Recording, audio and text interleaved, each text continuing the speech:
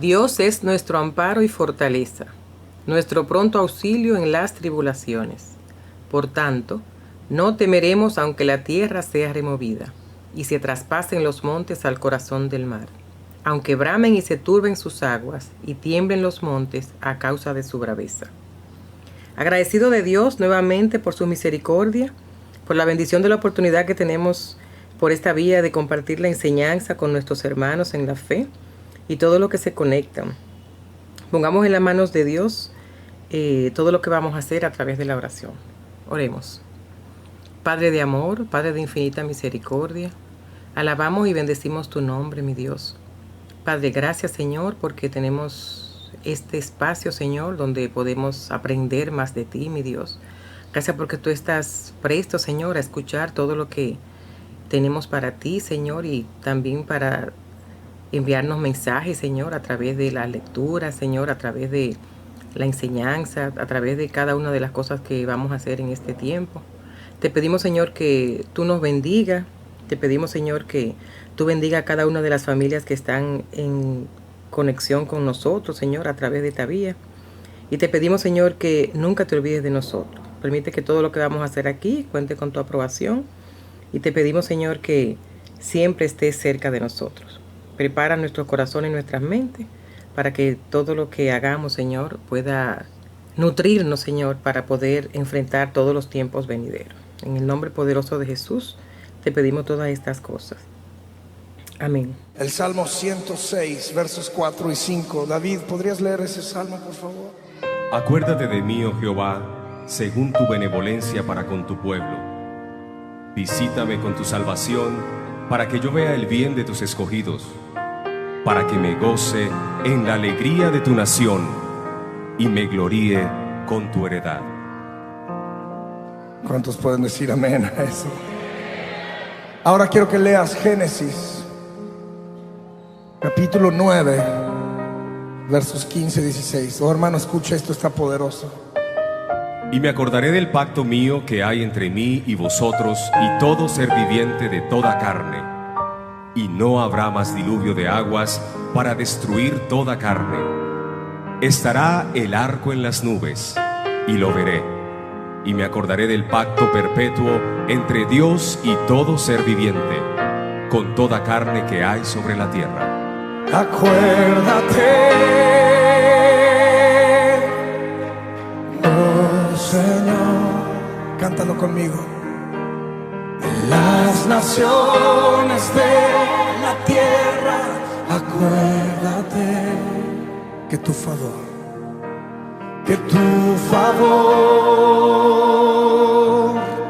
y tu amor se han derramado sobre el mundo, oh Señor, en tu bondad. Acuérdate, en tu bondad, acuérdate. Señor, queremos pedirte por las naciones de la tierra. Queremos pedirte que tengas misericordia de nosotros, que en tu favor y tu bondad escuches el clamor de tus hijos en esta noche. Escuches el clamor de tus hijos alrededor del mundo entero. Que tengas misericordia de las naciones. Ten misericordia de nuestro país. Hermano, levante su voz y ahí donde usted está empiece a clamar al Señor y a decirle: Señor, acuérdate que tú eres un Dios de pactos y que guardas los pactos desde la antigüedad, que nunca has fallado a tu palabra, Señor, y que nunca fallarás a tu palabra jamás. Señor, clamamos esta noche por las naciones de la tierra, que te acuerdes de ellas en misericordia, con tu favor, en el nombre de Jesús. Alguien diga amén. Acuérdate, oh Señor, cántelo conmigo, de las naciones de la tierra. Acuérdate que tu favor,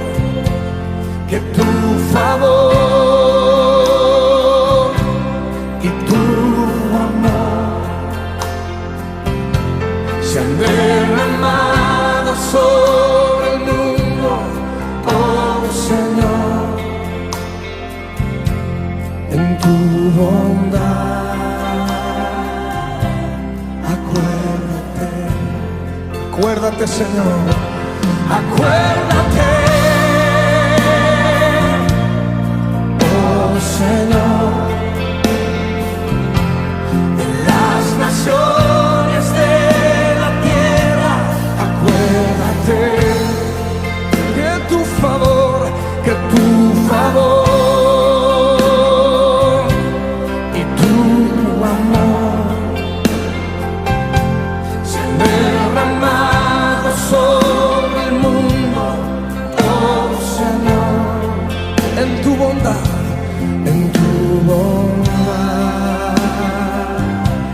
acuérdate, en tu bondad,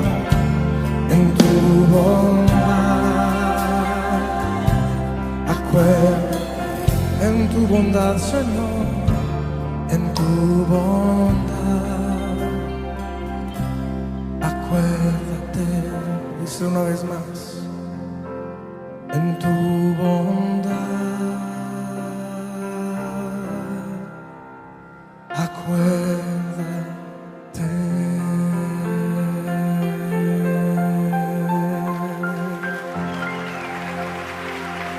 Sí, Señor. Oh, gracias, Padre. Después de haber escuchado esa alabanza y de tener todo fresco de todo lo que el Señor ha hecho, ¿verdad?, en nuestras vidas, todos los acontecimientos que han pasado, vamos a tener una lectura. Yo la voy a hacer corrida. Vamos a leerlas y al final entonces vamos a tener una pequeña reflexión o un comentario. Los textos son en 2 de Timoteo 3, del 14 al 17. Está Mateo 24, del 37 al 46. Y Marcos 13, del 32 al 37. Dice la palabra: pero persiste tú en lo que has aprendido, y te persuadiste, sabiendo de quién has aprendido, y que desde la niñez has sabido las sagradas escrituras, las cuales te pueden hacer sabio para la salvación por la fe que es en Cristo Jesús.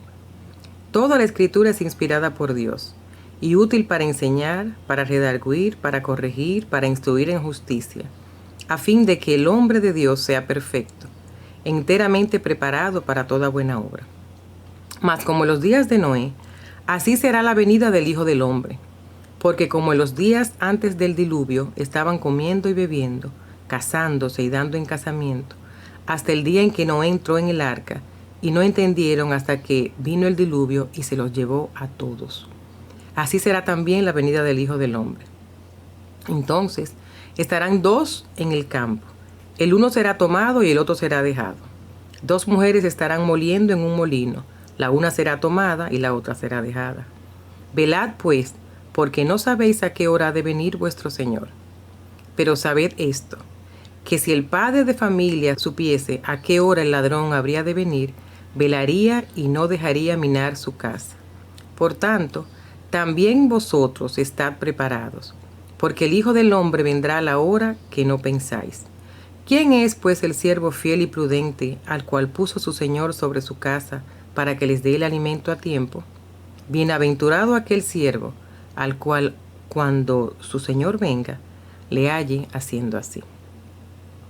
Pero de aquel día y de la hora nadie sabe, ni aun los ángeles, que está en el cielo, ni el Hijo, sino el Padre. Mirad, velad y orad, porque no sabéis cuándo será el tiempo. Es como el hombre que yéndose lejos dejó su casa, y dio autoridad a su siervo, y a cada uno su obra. Y al portero mandó que velase. Velad pues, porque no sabéis cuándo vendrá el Señor de la casa, ni al anochecer, o a la medianoche, o al canto del gallo, o a la mañana, para que cuando venga de repente, no os halléis durmiendo. Y lo que a vosotros digo, a todos lo digo. Velad. En estas 3 lecturas, que son 3 porciones de la Biblia, tenemos cosas que queremos recordar y que queremos tomar en cuenta para nuestras vidas, para la espera, ¿verdad? De cuando o el Señor venga o nosotros nos vayamos con Él, que son simplemente todas las cosas que hemos aprendido, los que hemos estado mucho tiempo en el Evangelio, o los que no hemos estado, los que no han estado ese tiempo, pero que lo pueden comenzar a aprender ahora, cosas que usted ha estado en contacto con las enseñanzas, con las lecturas bíblicas, con la palabra de Dios desde mucho tiempo, que lo tenga fresco. Otra es que cuando venga el Señor lo encuentre en el lugar y haciendo las cosas que Él espera que usted haga. Y por último, velar. Es importante velar porque eso lo hace a usted estar presto para que no le sorprenda. Entonces vamos ahora a continuación a estar con nuestro maestro Esdras Asensio, que seguro que trae cosas muy importantes para nosotros y que ha preparado con mucho amor para que el pueblo de Dios quede bien documentado. Dios les bendiga. Buenas hermanos, el Señor les bendiga en este día. Nos sentimos contentos y agradecidos de estar con ustedes a través de estos medios en este día. Damos gracias a Dios porque nos permite una vez más compartir algunas enseñanzas con ustedes, mis hermanos. Debo en primer lugar pedirles excusas porque estoy un poco afectado de la garganta. Quizás si notan un poco mi voz un poco diferente, es porque estoy comenzando a sentirme afectado de unas horas para acá de la garganta, pero con la ayuda del Señor vamos a cumplir con esta encomienda y a regocijarnos en compartir esto con ustedes. El tema de hoy es los últimos tiempos, una introducción de las 4 perspectivas o posiciones escatológicas.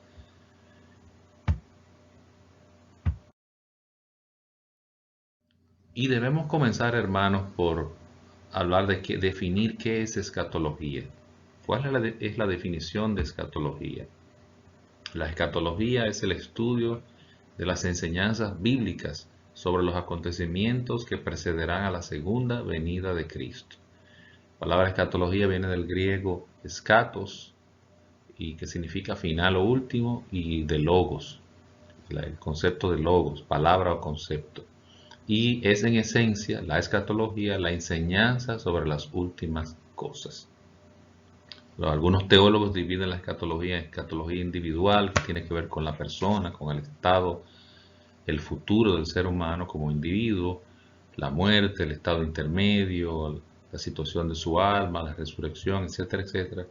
Y en la escatología general o escatología del mundo, que tiene que ver con qué va a pasar con nosotros como mundo, como civilización, hacia el final de los tiempos. Debemos comenzar por hacer una advertencia, una reflexión sobre la existencia de una variedad de perspectivas diferentes, es decir, de posiciones. Uno se pregunta por qué hay diferencias de interpretación, por qué los cristianos no estamos de acuerdo en todas y cada una de las cosas que interpretamos, que entendemos de la palabra. Uno quisiera, ¿verdad?, tener unidad en todo, y uno se imagina cuando uno es más joven o cuando está comenzando en el Evangelio que hay una unidad hermética total en muchas cosas. Sin embargo, no es así. Hay diferencias de perspectivas, de posiciones en algunos puntos, porque hay diferencias en los métodos de interpretación. La hermenéutica es la parte de la teología que tiene que ver con las reglas de interpretación bíblica. De un tiempo para acá, de un buen tiempo para acá, se habla de que el método ideal para interpretar la palabra es el método literal, histórico y gramatical, y lo contraponen contra los métodos de espiritualizar o de alegorizar la palabra. Es decir, hay personas que interpretan la palabra y espiritualizan todo lo que leen. Las cosas que leen les dan un significado espiritual, a veces hasta fantasioso. Es como el caso del joven aquel que decía que leyó el pasaje de las 7 vueltas que hicieron caer las murallas de Jericó. Dios le dio instrucción al pueblo de que le diera 7 vueltas, y él tomó ese pasaje y él se imaginó cosas y él interpretó que debía darle 7 vueltas a la mujer que a él le gustaba, a la chica que a él le gustaba y que esa chica iba a caer. Eso parece, ¿verdad? Es simpático y hasta medio broma, pero mucha gente espiritualiza y alegoriza, le da un significado simbólico a todo lo que lee en la palabra. Pero está el método literal histórico, que es un método que dice que hay que ubicar el contexto, hay que estudiar la gramática y tratar de perseguir una interpretación lo más literal posible, siempre que sea posible. También, pero ¿qué pasa? Que también con el método literal es abusado y puede llevar a conclusiones erróneas. Ninguno de estos dos métodos son totalmente perfectos. Y pues hay una dinámica, una tensión entre los teólogos en el uso de estos métodos y el alcance de cada uno y en qué momentos deben ser realmente aplicados y para obtener los mejores resultados. Pero también una de las diferencias de interpretación, sobre todo en este tema escatológico, algo que crea diferencias es la posición que tiene cada grupo de teólogos con diferentes perspectivas sobre Israel y la iglesia. ¿Qué es Israel? ¿Cuál es la posición de Israel? Las promesas que se le hicieron a Israel y qué papel y qué es la iglesia realmente con relación a Israel. Esa, como vamos a ver más adelante, eso es un punto que provoca la ocurrencia de diferentes perspectivas. También algunos teólogos, sobre todo de una de las corrientes, hablan de la visión de la nueva creación versus el modelo espiritual del retiro eterno. Esto es la posición que tienen algunos con relación a cómo va a ser la vida eterna. Si va a ser una vida eterna de carácter espiritual solamente y otros que piensan que va a ser de carácter más terrenal. Obviamente glorificado, pero terrenal. O una mezcla de las dos cosas. Eso suena extraño, ¿verdad? Pero algunos teólogos de una de las posiciones piensan que otro de los grupos está influenciado por un modelo espiritual en que piensa que la vida eterna va a ser una vida de orden espiritual solamente, en el cielo, con el Señor, en la presencia de Dios, etcétera, etcétera. Y eso influye en su interpretación. Mientras que ese grupo tiene una interpretación que habla más del reino terrenal, de la vida eterna, pero una vida en cielos nuevos y tierra nueva con carácter glorificado, espiritual, pero también de una realidad muy, muy terrenal, ¿verdad? Muy, muy material también. También en las diferencias de interpretación influyen las diferencias de personalidad, los contextos, los antecedentes, las premisas con las que la gente va y se aborda el estudio de la palabra, el preentendimiento que ya hablan algunos teólogos, algo a lo que nadie puede realmente escapar. Todos tenemos ciertas premisas, ciertas ideas bastante establecidas sobre algunos puntos teológicos y esas ideas pues impregnan y afectan nuestra interpretación. Ninguna interpretación humana es perfecta. Unos podremos estar más cerca de la realidad, de la verdad que otros, pero realmente toda interpretación, sobre todo en aspectos, y me refiero en aspectos controversiales, por supuesto, puede tener algún error, puede tener alguna interpretación que tal vez no es la más correcta. Muchas de estas cosas confiamos en que el Señor nos las va a aclarar en su momento. La actitud frente a esas diferentes perspectivas. ¿Qué actitud debemos tener?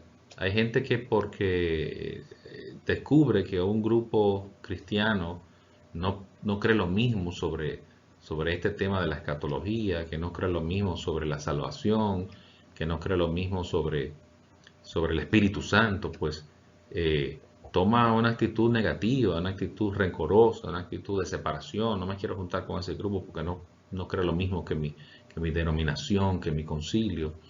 Sin embargo, no, hermanos, nosotros debemos mantener una perspectiva una actitud de humildad, primero porque no lo sabemos todo, debemos mantener una actitud de investigación y una actitud de reconocer el trabajo, el testimonio de muchos cristianos que no están en nuestra denominación, en nuestra corriente teológica, pero que también son hermanos, que por lo demás son hermanos que gozan de buen testimonio, que son personas que son cristianos genuinos. Y debemos aprender a vivir con las diferentes perspectivas. Es difícil a veces, uno dice, wow, pero ¿cómo pueden creer eso? Y yo me estoy refiriendo, hermanos, obviamente, a un grupo de iglesias históricas de sana doctrina, ¿no? No estamos hablando de herejías que son claramente muy alejados de la palabra y de la interpretación sana, que también merecen nuestra consideración y nuestro buen trato, pero que obviamente tienen diferencias muy marcadas que incluso rayan en herejía o hasta en apostasía. Debemos tener una actitud de cristianismo, de amor, de respeto, de expresar nuestras diferencias, de discutirlas, como ha pasado a lo largo de 2000 años. Hay algunas de estas cosas que la iglesia tiene toda la vida pues discutiendo los diferentes grupos y no se han puesto de acuerdo. Lo importante es en qué sí estamos de acuerdo. Estamos de acuerdo en muchas cosas. Y lo más importante en el caso de la escatología es que estamos de acuerdo en que no estamos seguros cómo viene el Señor, el orden de los acontecimientos, si algunas cosas van a pasar tal y como algunos que otro grupo las expresa. Hay diferencias sobre el significado de algunas cosas, pero lo que sí estamos seguros es que va a haber una segunda venida. Sí estamos seguros que va a haber un regreso de nuestro Señor, y eso es lo más importante.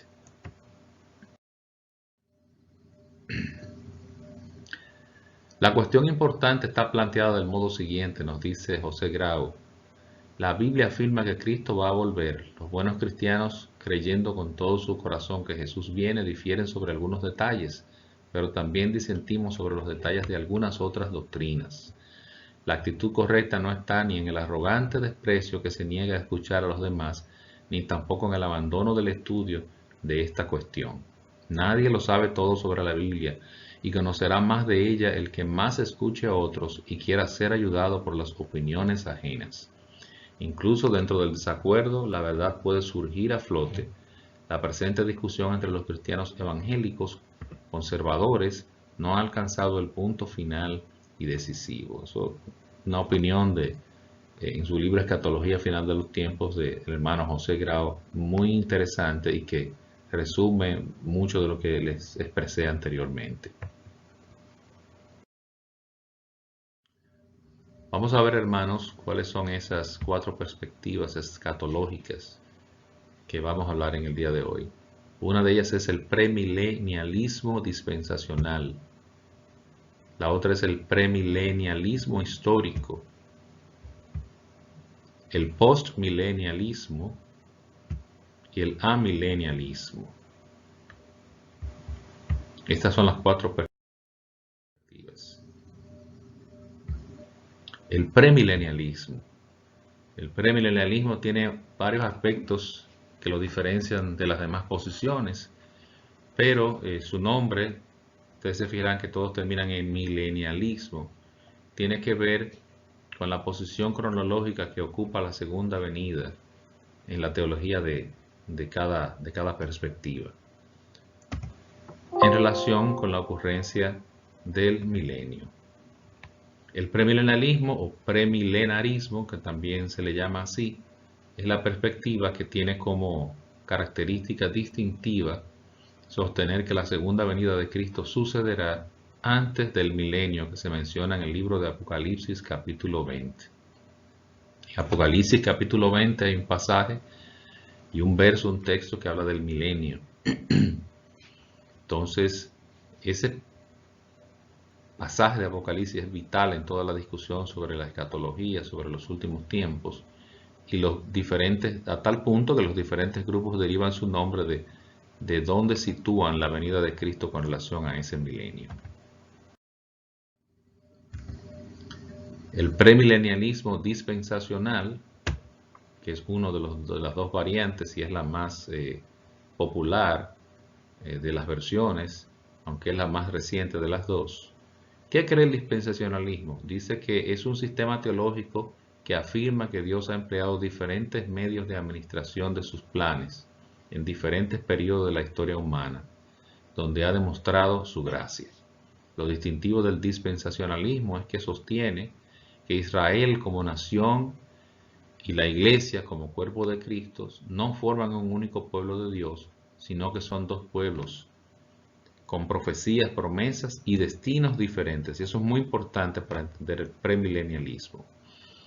El dispensacionalismo como un sistema, de ahí viene el nombre de dispensacional, resulta en una interpretación premilenial de la segunda venida. Es decir, el dispensacionalismo es un sistema teológico que enfatiza la interpretación literal.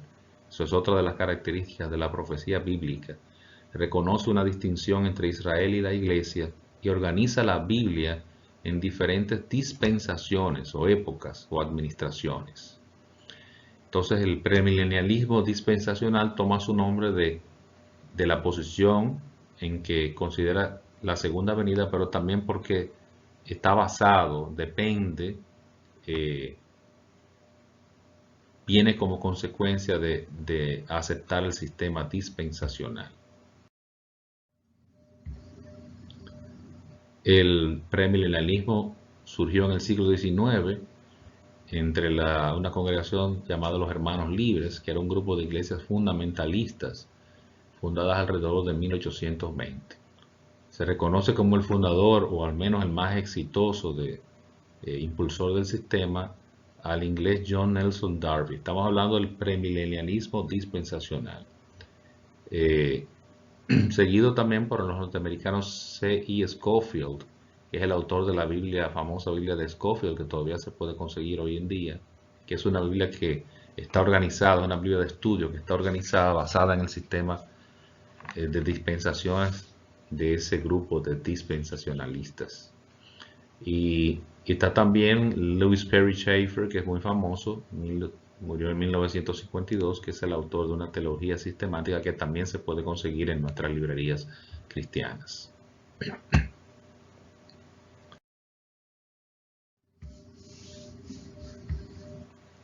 El premilenialismo histórico, que es la otra variante, fue posiblemente la primera manera de interpretar los últimos tiempos entre los primeros cristianos que vivieron después de los apóstoles.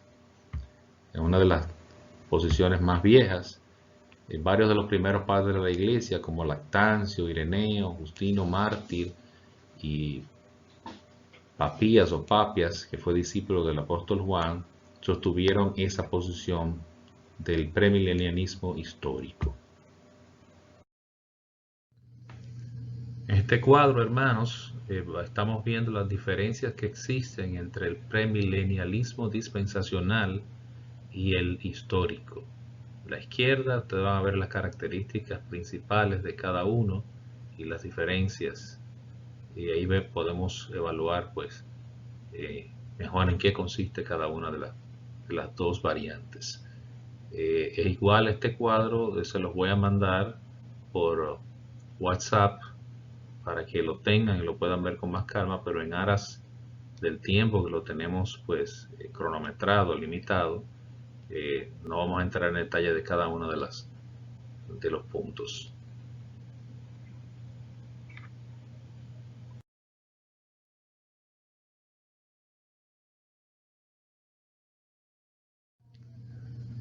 En este cuadro, hermanos, vamos a ver una cronología escatológica según el premilenialismo dispensacional. De izquierda a derecha, comenzando en la época actual hasta terminar con el juicio final y la eternidad, está la secuencia cronológica de los eventos. Y dentro de cada periodo, qué eventos particulares van a suceder. En aras del tiempo, pues igual no vamos a entrar en detalle de cada uno para ahorrar el tiempo, y le estaremos mandando este cuadro por WhatsApp para que ustedes lo tengan y lo analicen con más detenimiento.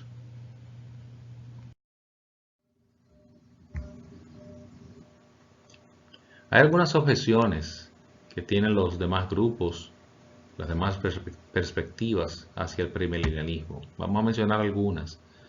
El premilenialismo requiere de un literalismo que algunos consideran insostenible en la interpretación de la profecía.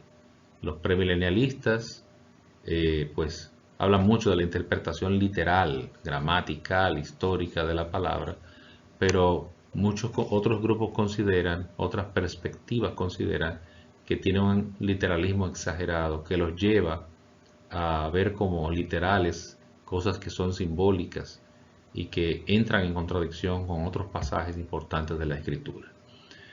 La teoría del reino pospuesto, que mencionamos cuando vimos las diferencias entre el dispensacional y el histórico, la teoría de que Cristo no pudo conseguir instalar el reino por el rechazo de los judíos y que por lo tanto entonces lo hará en una segunda venida.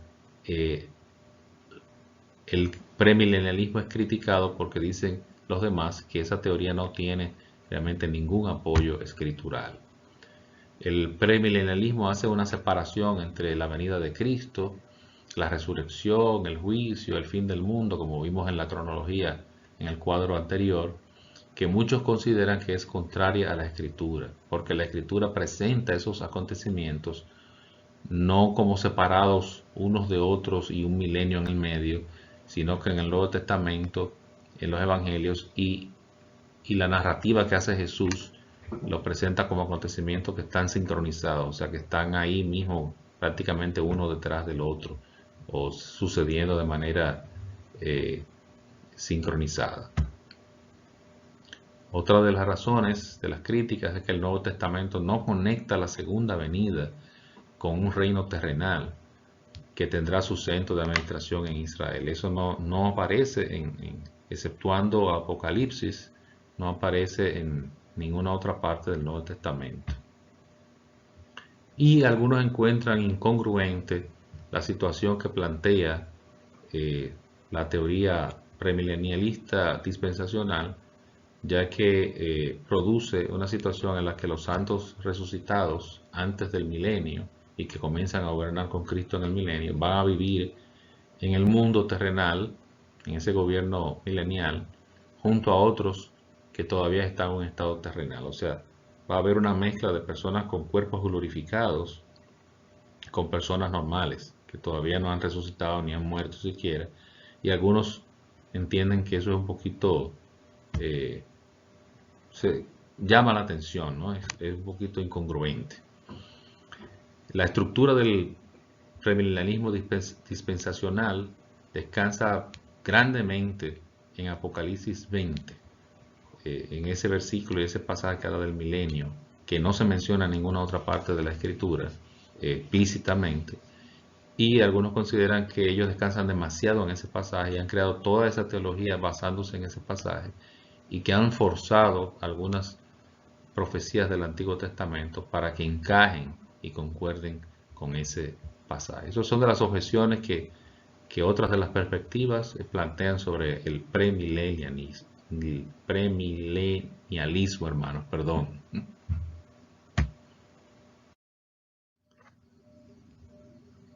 Otra de las perspectivas es el postmilenialismo. Postmilenialismo. ¿Qué cree el postmilenialismo? El postmilenialismo postula que la segunda venida de Cristo va a ser después del milenio, por ahí lo de post, ¿verdad? Ahora bien, en la concepción del postmilenialismo, el milenio es un periodo extenso, cuando por el poder especial del Espíritu Santo la obra de Dios va a ser enormemente reavivada y los creyentes llegarán a estar tan conscientes de la fuerza espiritual que van a triunfar sobre los poderes del mal en una forma nunca antes conocida. Esto no lo encontramos en el diccionario de teología de Harrison, Bromley y Henry.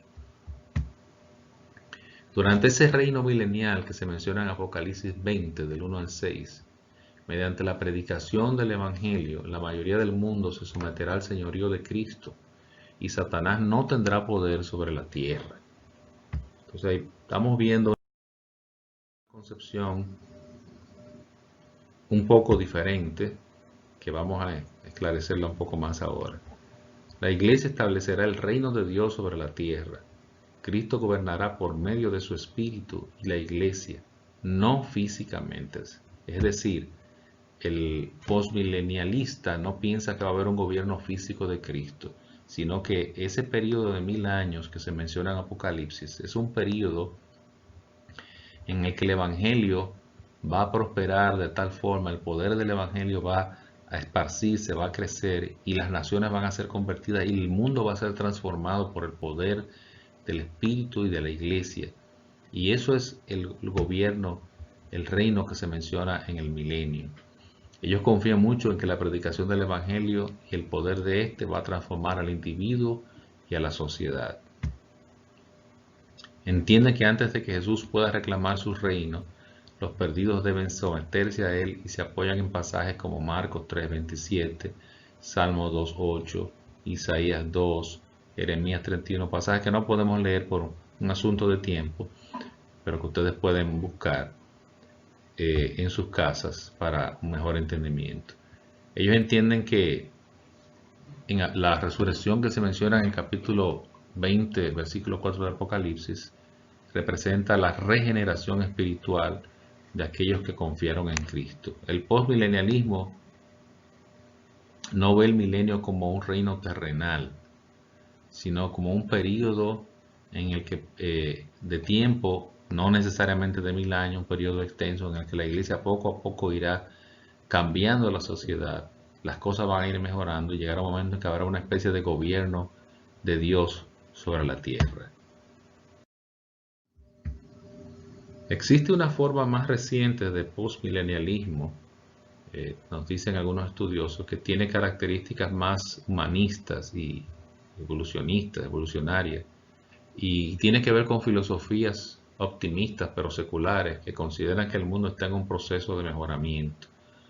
Es decir, esa forma de postmilenialismo entiende que el ser humano está mejorando cada día más, que la ciencia está haciendo avances y que llegará un momento en que el ser humano podrá crear una especie de reino, ¿verdad?, sobre la tierra, en el cual habrá valores éticos e incluso se pueden tomar los valores bíblicos y los valores de cristianismo como los valores que primen, pero no descansa, no cree que el cambio de esa sociedad del ser humano se logrará por el poder de Dios y de la predicación, sino por medios más humanos, más seculares. El postmilenialismo, hermanos, se propagó durante el siglo XIX en una etapa donde muchos creyeron que el avance de la obra misionera que se estaba esparciendo por el mundo representaba el inicio del milenio. Es decir, en esa interpretación ellos notaban el avance del evangelio, la expansión y en su concepción ellos decían, bueno, esto es el milenio, esta época en la que se va a esparcir la iglesia, que se va a esparcir el cristianismo por todo el mundo. Esto es el milenio. Incluso algunas ramas de la iglesia al mirar la expansión del catolicismo, pensaron que quizás el reino del milenio era un momento en que la religión cristiana se iba a esparcir, tanto católica como protestante, por todo el mundo, y que eso iba a representar el milenio. La popularidad del postmilenialismo decayó en el siglo XX con la ocurrencia de las guerras mundiales, y la Gran Depresión, la Segunda y la Primera Guerra Mundial, porque esas situaciones de miseria, de muerte, de sangre, de desastres, tuvo un impacto en la psicología, en las emociones y en el ánimo espiritual de la gente, de manera tal que se le hizo muy difícil pensar que el mundo se estuviera convirtiendo realmente en un mejor lugar. Realmente cayó una sombra, ¿verdad?, sobre la humanidad, de pesimismo, de desengaño sobre la condición humana, que hizo dudar a muchos, y el postmilenialismo perdió fuerza y perdió credibilidad como una perspectiva escatológica que pareciera ser muy real. El primer escritor postmilenialista fue probablemente Joaquín de Fiore, murió en 1202, Y algunos piensan también que San Agustín, uno de los padres de la Iglesia, sostenía en algún momento una forma de postmilenianismo, y que otros padres de la Iglesia, como Eusebio de Cesarea y Atanasio de Alejandría, también fueron postmilenianistas. Algunos ya del pasado más reciente son el famoso predicador Jonathan Edwards, B.B. Warfield, A.H. Strong, el de las concordancias famosas, Charles Hodge, teólogo, que también tiene una teología sistemática, Lorraine Boydner y R.C. Sproul, que es más de esta época también, tienen una posición postmilenialista. El postmilenialismo es la menos popular y vigente de las perspectivas escatológicas en la actualidad, hasta tal punto que en algunas comparaciones, análisis ni siquiera se le toma en cuenta y se concentra todo más entre los premilenialistas y los amilenialistas.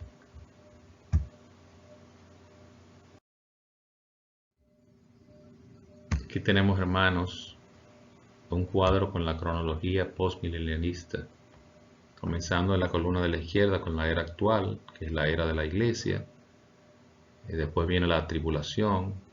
Algunos en este sistema piensan que será un periodo breve antes del milenio, y otro grupo considera que la tribulación se refiere al periodo de 7 años de la guerra judeo-romana, que culminó con la destrucción del templo en el año 70 después de Cristo.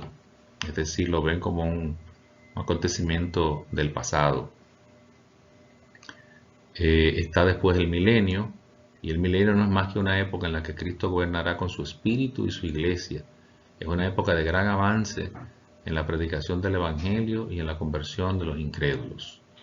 La iglesia, por medio de su influencia moral y espiritual, establecerá un nuevo orden moral y social, como mencionamos, y la conversión de los judíos sucederá en algún punto de ese proceso, de ese milenio, como lo conciben los hermanos postmilenialistas. Después viene la segunda venida del juicio final, que son dos acontecimientos que van a suceder simultáneamente. Van a suceder en orden cronológico, uno inmediatamente después del otro. Esta segunda venida y el juicio final va a ser precedida por la liberación de Satanás, y va a haber una apostasía breve al final del milenio. Es decir, en la concepción postmilenialista, la iglesia avanza. La iglesia puede hacer todas estas cosas porque también piensa que Satanás está limitado, está atado. Por eso se habla también de que habrá una liberación y una apostasía al final del milenio, de ese periodo. Y después vendrá la segunda venida, el juicio final para todos, tanto salvos como no salvos, y después de ahí hacia la eternidad, cielos nuevos, tierra nueva, Nueva Jerusalén, etcétera, etcétera.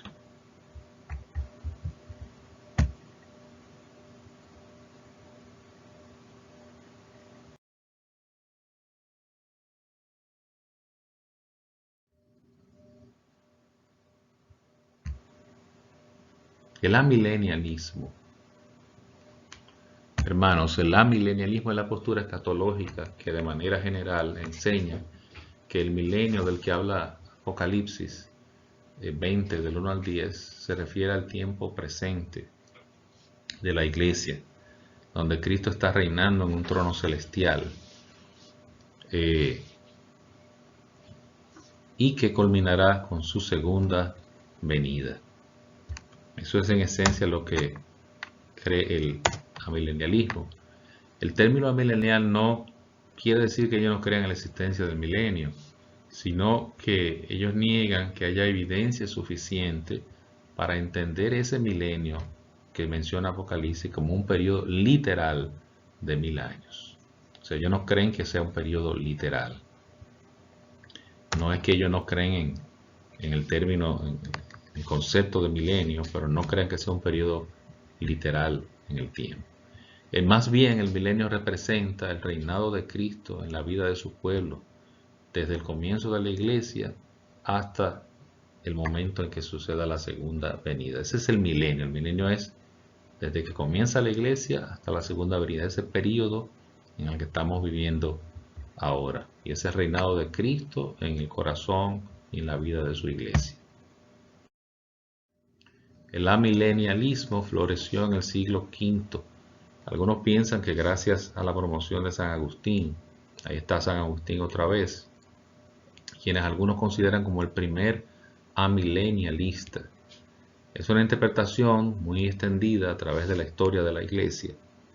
Y es interesante saber que los reformadores, Martín Lutero y Juan Calvino, ambos fueron amilenialistas en sus posturas escatológicas. Las principales posiciones amilenialistas. ¿Qué creen los amilenialistas? Las promesas hechas a Israel en el Antiguo Testamento fueron promesas condicionadas a la obediencia. Es uno de los postulados de esta posición, que las promesas a Israel fueron condicionales, no fueron incondicionales, a diferencia de los premilenialistas. La iglesia, piensan estos hermanos, es el Israel espiritual y está conformada tanto por los gentiles y por los judíos que han aceptado el evangelio de salvación en Cristo Jesús. No hay una diferencia entre Israel y la iglesia en esta dispensación. Es decir, claro, el pueblo de Israel como etnia es el pueblo de Israel, pero no hay una diferencia en cuanto al tema de la salvación y de las promesas hacia el futuro. Ambos, Israel y los gentiles, son un solo pueblo que es el Israel espiritual. Ellos creen que no habrá un milenio físico terrenal de 1000 años donde Cristo, Israel y la iglesia van a reinar, sino que el milenio representa el reino de Cristo en la vida de su iglesia, desde el comienzo de la misma hasta su regreso. Mientras Satanás está atado, en el sentido de que está limitado en su poder e influencia. El libro de Apocalipsis sostiene esta posición. El libro de Apocalipsis es un libro altamente simbólico, en el cual los números y otras figuras no deben tomarse de manera literal, sino que deben en muchas ocasiones tomarse de manera simbólica. Ellos dicen que, por ejemplo, los números no representan unidades, sino conceptos. Por ejemplo, la idea de milenio, se considera como que simboliza la idea de plenitud y calidad de completo. Es la idea de la perfección, es el estado completo. También se puede interpretar como un largo periodo de tiempo sin que signifique necesariamente 1000 años exactamente. Ellos piensan que debe respetarse el principio hermenéutico. Hablando de hermenéutica, la ciencia de la interpretación, hay un principio que dice que los pasajes más oscuros se deben interpretar a la luz de los pasajes más claros, por lo que la mención de un milenio que solo aparece en Apocalipsis, en el capítulo 20, debe interpretarse a la luz de lo que enseña el resto de la Biblia y sobre todo el Nuevo Testamento en relación a los eventos del fin, en relación a la escatología final.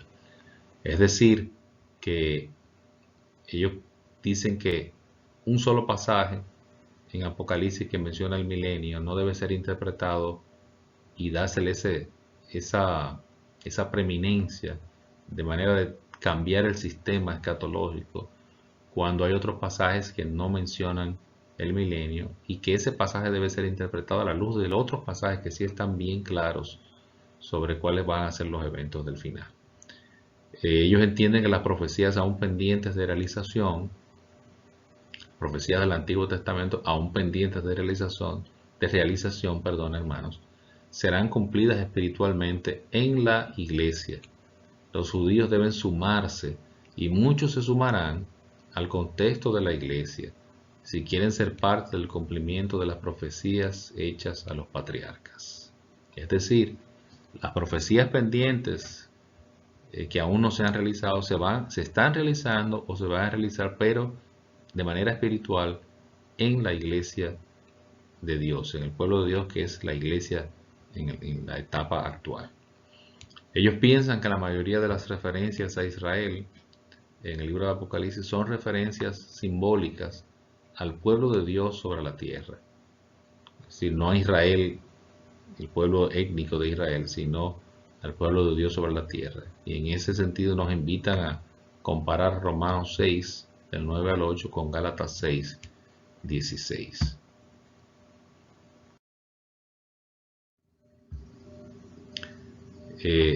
Otra de las ideas de los amilenialistas es que la tribulación representa las guerras, las catástrofes y las persecuciones que han tenido y tendrán lugar en la historia de la iglesia, y que aumentarán a medida que se acerque el regreso de Cristo, y que incluyen la aparición del anticristo y su destrucción en la batalla de Armagedón. Los cristianos permanecerán en la tierra durante la gran tribulación. Es decir, la tribulación no se refiere solamente a un periodo especial, sino que se refiere a las persecuciones, las catástrofes y la guerra que ya han sucedido en la historia humana y que han afectado al pueblo de Dios, al pueblo cristiano en general, pero también se refieren a aquellas que van a suceder en la tribulación, en ese periodo que precederá la segunda venida y en el que aparecerá el anticristo y que será destruido en la batalla de Armagedón. Ellos piensan que habrá una sola resurrección y un solo juicio en esa segunda venida para todos los seres humanos al final de los tiempos. Es decir, que la segunda venida de Cristo y la resurrección de los fieles y de los infieles ocurrirán en el mismo momento. Y para ellos citan, se basan en Daniel 2 del 2 al 3, en Juan 5 del 28 al 29, entre otros pasajes.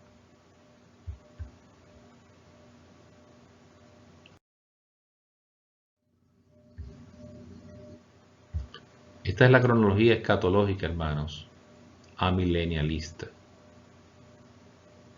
La era de la iglesia, la era en que estamos ahora, en la cual estamos en paralelo en el milenio, o sea, el gobierno de Cristo en su iglesia de manera espiritual, está combinado con tiempos, periodos de tribulación.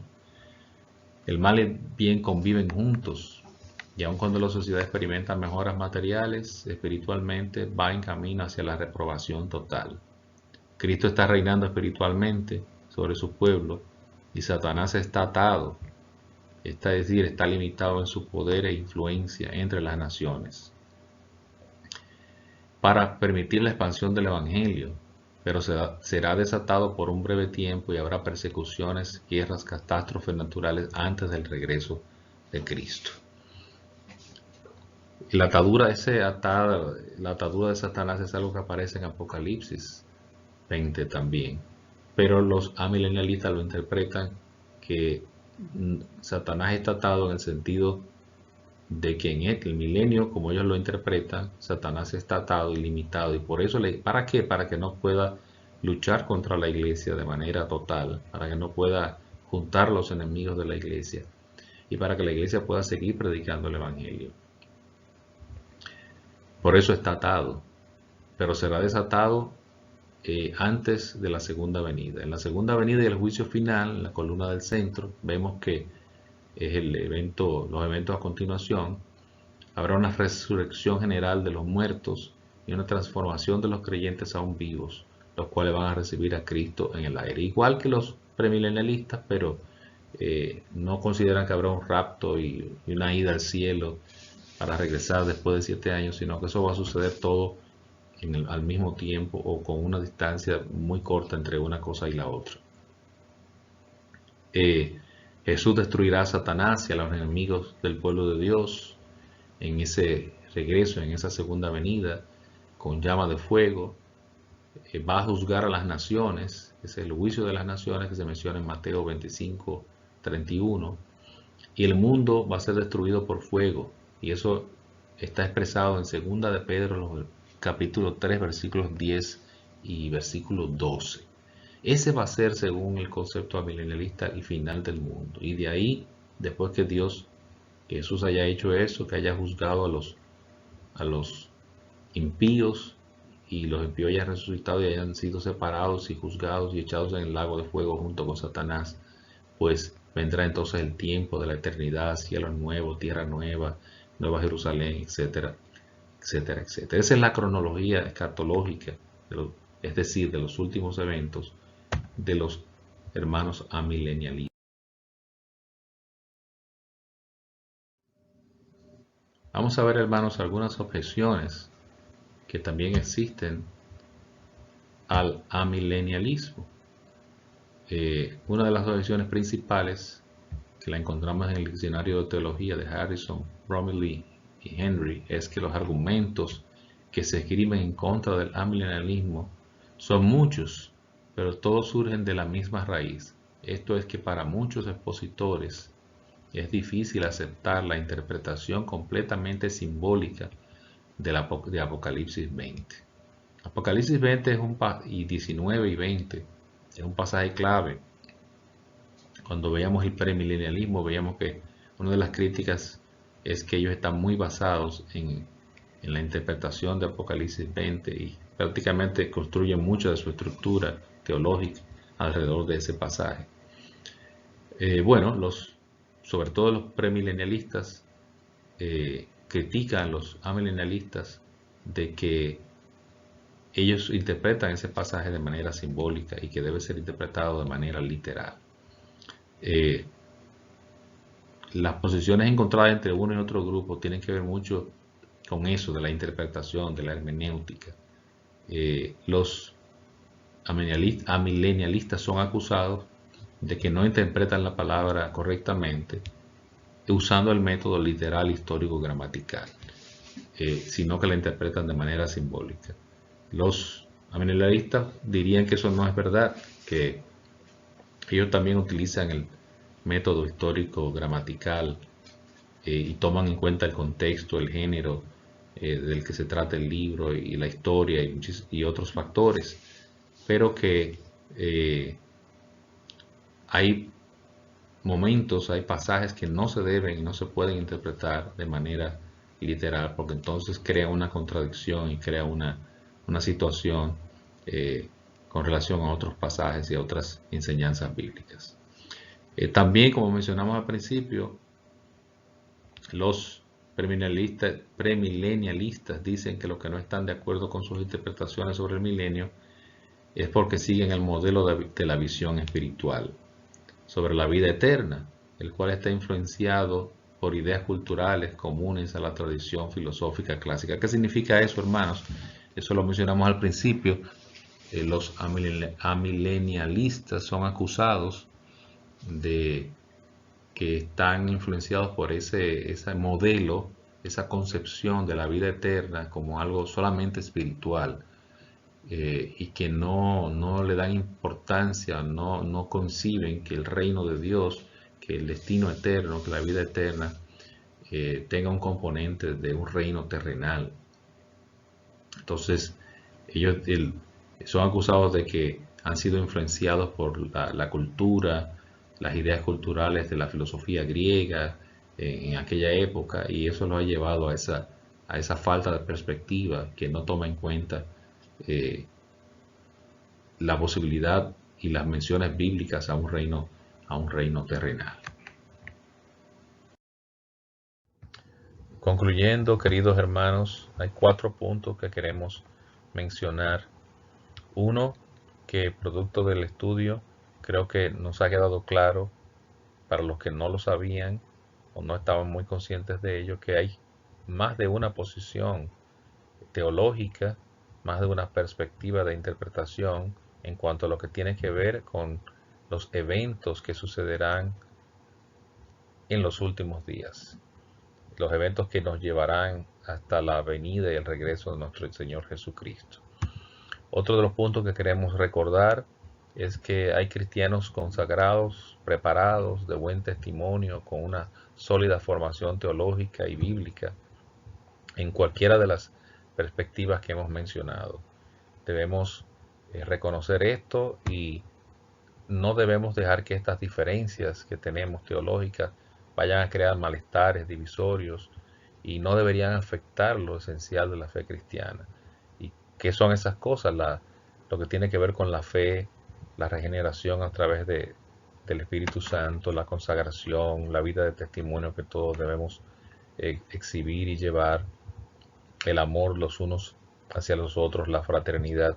Son cosas que deben ser comunes a todos los cristianos, en cualquiera de estas posiciones u otras que pudieran haber. las iglesias cristianas históricas, ortodoxas, y cuando digo ortodoxa lo que quiero decir es en este caso de sana doctrina, tenemos diferencias en cuanto a la escatología y también en cuanto a otros temas sobre la salvación, la gracia y sobre otros temas tenemos nuestras diferencias. Sin embargo, estamos de acuerdo a la mayoría en lo esencial de la fe cristiana. En este caso particular de escatología, eso que nos une a todos es el conocimiento, es la creencia en que Cristo regresará. Gloria a Dios, porque eso es así. Gracias, hermanos, por escucharme. Gracias por permitirme compartir estas cosas con ustedes sin pretender ser expertos en este tema. Estamos aprendiendo igual que ustedes y seguiremos aprendiendo en el nombre del Señor y con la ayuda del Señor. Dios le bendiga.